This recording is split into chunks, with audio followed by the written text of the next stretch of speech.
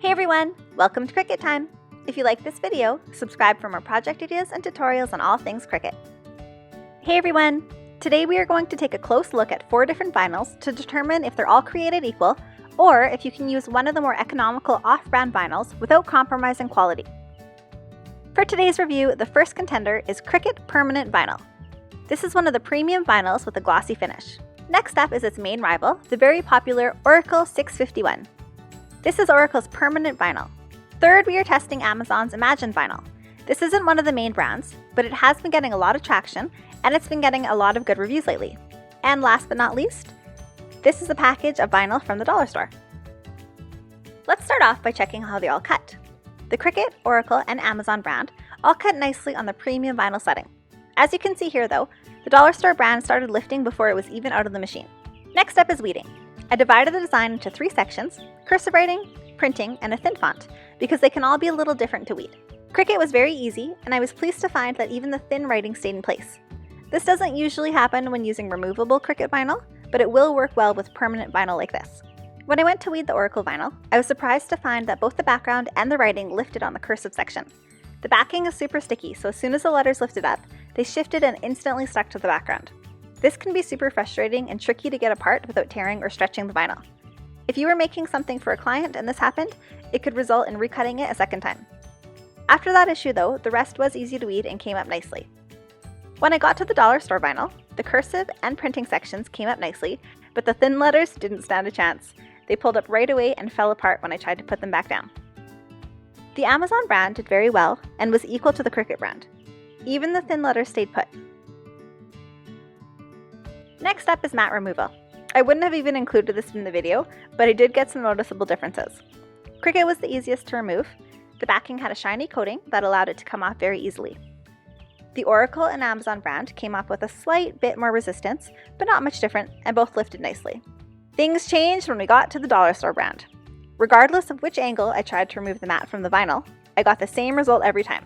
The thin paper backing fell apart and ruined the design. I actually ended up having to scrape the whole thing off with a scraper.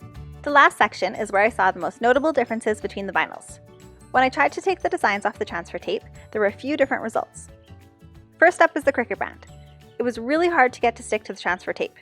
Regular transfer tape doesn't lift permanent vinyl very well. If you use regular transfer tape, the letters stay stuck to the backing and you have to take a tool and lift the corner of every letter. For Cricut permanent vinyl, it's better to use strong grip transfer tape. When you use this, the design lifts perfectly right from the start. This is fine if you're making like a mug or you're putting design on wood. But it is a problem if you're trying to stick the vinyl on a more pliable material like cardstock or something with barely fresh paint. The strong grip transfer tape is so strong that it can rip the cardstock and pull off some of that new paint.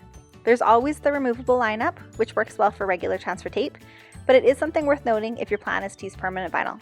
Second was the Oracle brand.